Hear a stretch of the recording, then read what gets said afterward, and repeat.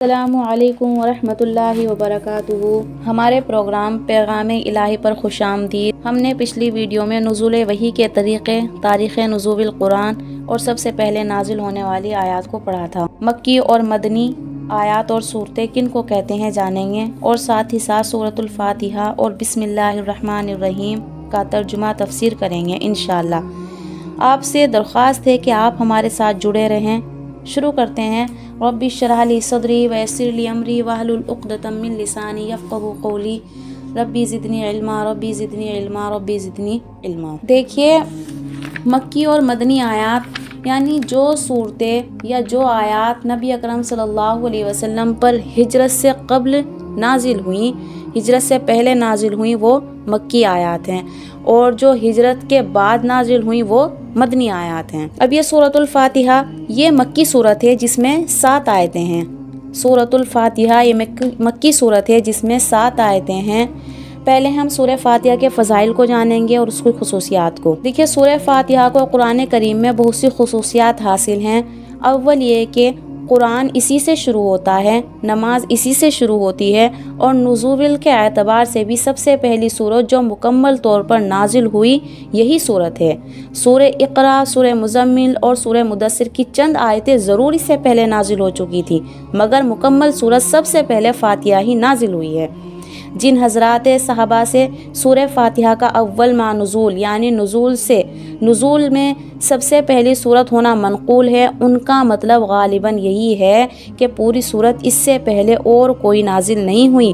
شاید اسی وجہ سے اس سورت کا نام بھی فاتحۃ الکتاب رکھا گیا ہے۔ اچھا جی، دوسری خصوصیات یہ ہیں کہ یہ سورت ایک حیثیت سے پورے قرآن کا متن ہے، اور سارا قرآن اس کی شرح ہے، خواہ اس وجہ سے کہ پورے قرآن کے مقاصد ایمان اور عمل صالحہ میں دائر ہیں، اور ان دونوں چیزوں کی بنیادی اصول اس سورت میں بیان کر دیے گئے ہیں۔ اس کا تفصیلی بیان ہے، اسی وجہ سے سورہ فاتحہ کے نام کئی ہیں، جیسے کہ ام القرآن، ام الکتاب اور قرآن عظیم، اور بھی بہت نام جو حدیث سے صحیحہ میں ثابت ہیں، یا اس وجہ سے کہ اس سورت میں اس شخص کے لیے جو قرآن کی تلاوت یا مطالعہ شروع کرے ایک خاص ہدایت دی گئی ہے کہ وہ اس کتاب کو اپنے تمام پچھلے خیالات اور نظریات سے خالی ذہن ہو کر خاص طلب حق اور راہ راست کی جستجو کے لیے پڑھے، اور دیکھے کہ اللہ تبارک تعالیٰ سے یہ دعا بھی کرے کہ صراط مستقیم کی ہدایت عطا ہو۔ اور شروع صورت میں اس ذات کی حمد و ثنا کا بیان ہے جس کی بارگاہ میں یہ درخواست ہدایت پیش کرتا ہے، اور اسی درخواست کا جواب پورا قرآن ہے جو الف لام میم ذالک الکتاب سے شروع ہوتا ہے۔ گویا انسان نے جو اللہ تبارک تعالیٰ سے راہ راست طلب کی تھی، اس کے جواب میں ذالک الکتاب فرما کر اشارہ کر دیا گیا کہ جو تم مانگتے ہو وہ اس کتاب میں موجود ہے۔ رسول اکرم صلی اللہ علیہ وسلم نے فرمایا، قسم ہے اس ذات کی جس کے قبضے میں میری جان ہے کہ سورۃ فاتحہ کی نظیر نہ تو توریت میں نازل ہوئی ہے، اور نہ ہی انجیل میں، اور نہ ہی زبور میں، اور نہ خود قرآن کریم میں کوئی دوسری صورت اس کے مثل ہے۔ سورۃ فاتحہ ایک نام حدیث میں سورہ شفا بھی آیا ہے۔ کیا کہنا ہے؟ سورہ فاتحہ کا ایک نام حدیث میں سورہ شفا بھی آیا ہے۔ حضرت محمد مصطفیٰ صلی اللہ علیہ وسلم نے فرمایا کہ سورہ فاتحہ ہر بیماری کی شفا ہے، یا ہر بیماری سے شفا ہے۔ بسم اللہ الرحمن الرحیم۔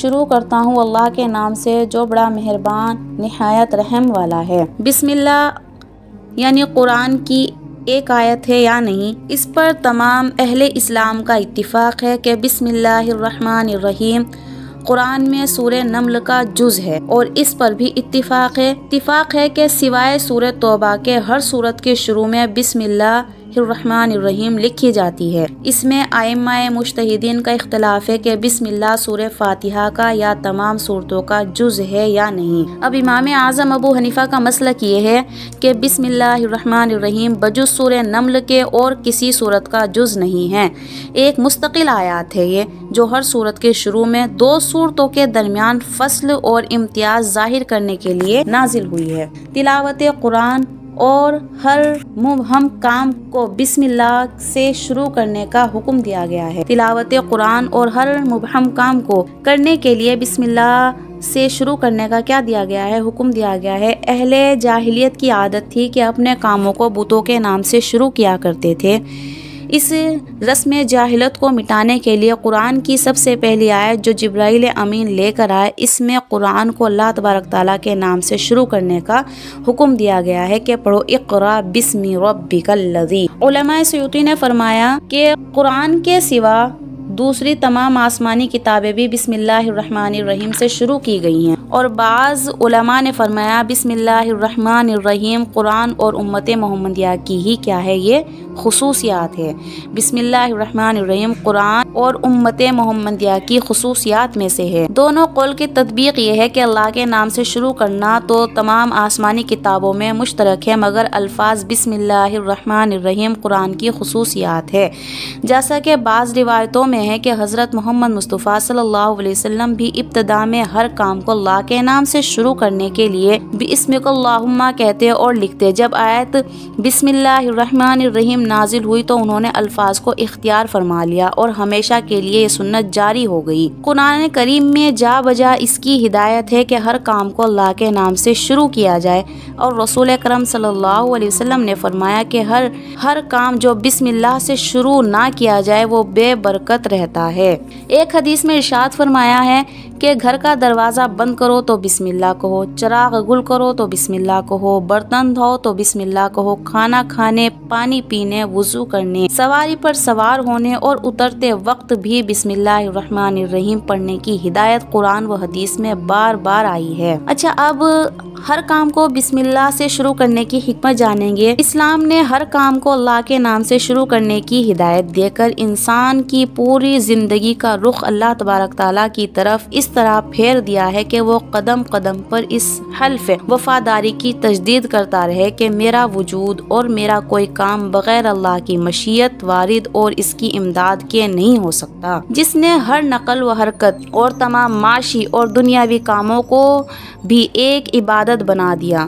عمل کتنا مختصر ہے کہ نہ اس میں کوئی وقت خرچ ہوتا ہے نہ محنت، اور فائدہ کتنا کیمیادی اور بڑا ہے کہ دنیا بھی دین بن گئی۔ ایک کافر بھی کھاتا پیتا ہے اور ایک مسلمان، مگر مسلمان اپنے لقمے سے پہلے بسم اللہ کہہ کر یہ اقرار کرتا ہے کہ یہ لقمہ زمین سے پیدا ہونے سے لے کر پک کر تیار ہونے تک کے آسمان اور زمین اور ستاروں اور ہواؤں اور فضائی مخلوقات کی طاقتیں، پھر لاکھوں انسانوں کی محنت صرف ہو کر تیار ہوا ہے۔ اس کا حاصل کرنا میرے بس میں نہ تھا، اللہ ہی کی ذات ہے جس نے ان تمام مراحل سے گزار کر یہ لقمہ یا یہ گھونٹ مجھے عطا فرمایا۔ مومن در کافر دونوں سوتے جاگتے ہیں، چلتے پھرتے ہیں، مگر ہر مومن سونے سے پہلے اور بیدار ہونے کے وقت تک کے اللہ کا نام لے کر اللہ کے ساتھ اسی طرح اپنے رابطے کی تجدید کرتا ہے، جس سے یہ تمام دنیاوی اور معاشی ضرورتیں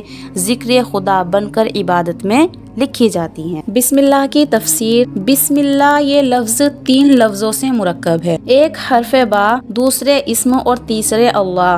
حرف با عربی زبان میں بہت سے معنی کے لیے استعمال ہوتی ہے، جن میں سے 3 معنی مناسب مقام ہیں، ان میں سے ہر ایک معنی اس جگہ لے جا سکتے ہیں۔ اول مصاحبت اول مصاحبت یعنی کسی چیز کا کسی چیز سے متصل ہونا، کسی چیز کا کسی چیز سے متصل ہونا۔ دوسرے استعانت یعنی کسی چیز سے مدد حاصل کرنا۔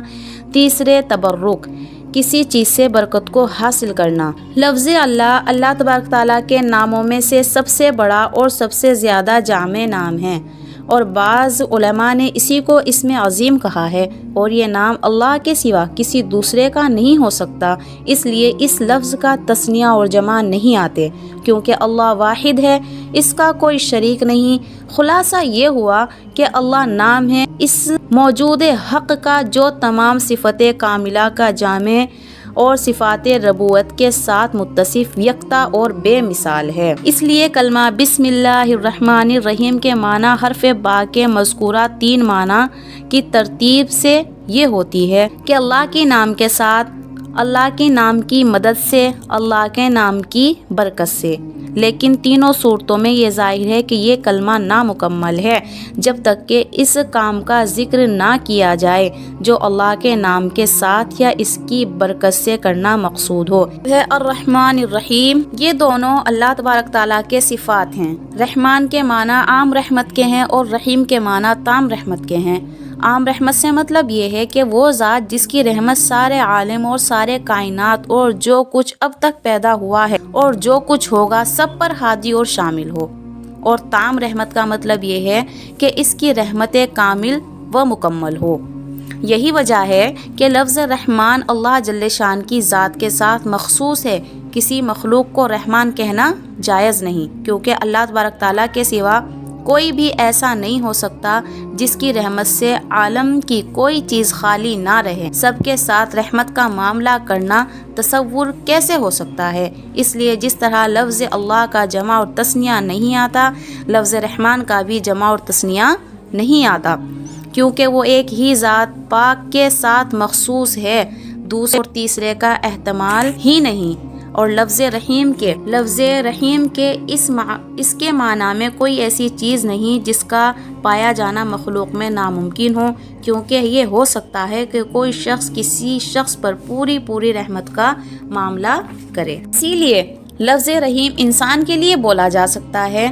قرآن کریم میں رسول اکرم صلی اللہ علیہ وسلم کے لیے بھی یہ لفظ استعمال فرمایا ہے، بالمؤمنین رؤوف الرحیم۔ بسم اللہ کی حکمت، بسم اللہ میں اللہ تبارک تعالیٰ کے اسماء حسنی اور صفات کمال میں سے صرف 2 صفتیں ذکر کی گئی ہیں، اور وہ دونوں لفظ رحمت سے مشتق ہیں اور وسعت رحمت اور کمال رحمت پر دلالت کرنے والی ہیں۔ اس میں اشارہ اس بات کی طرف ہے کہ یہ تخلیق عالم، آسمان اور زمین اور تمام کائنات کے پیدا کرنے اور ان کو پالنے وغیرہ کا منشا اللہ تبارک تعالیٰ کی صفت رحمت ہے۔ نہ اس کو ان چیزوں کی خود کوئی ضرورت تھی، نہ کوئی دوسرا ان چیزوں کے پیدا کرنے پر اس کو مجبور کرنے والا تھا۔ صرف اسی کی رحمت کے تقاضے سے یہ ساری چیزیں اور ان کی پرورش کے سارے انتظامات وجود میں آئے۔ آج کے لیے اتنا ہی، انشاءاللہ اگلی ویڈیو میں ہم الحمد شریف کا ترجمہ اور تشریح کریں گے، سورہ فاتحہ کے مضامین کو جانیں گے۔ تب تک کے لیے ہمیں دیجیے اجازت۔ اللہ ہمیں عمل صالحہ کی توفیق دے، آمین یا رب العالمین۔ السلام علیکم ورحمۃ اللہ وبرکاتہ۔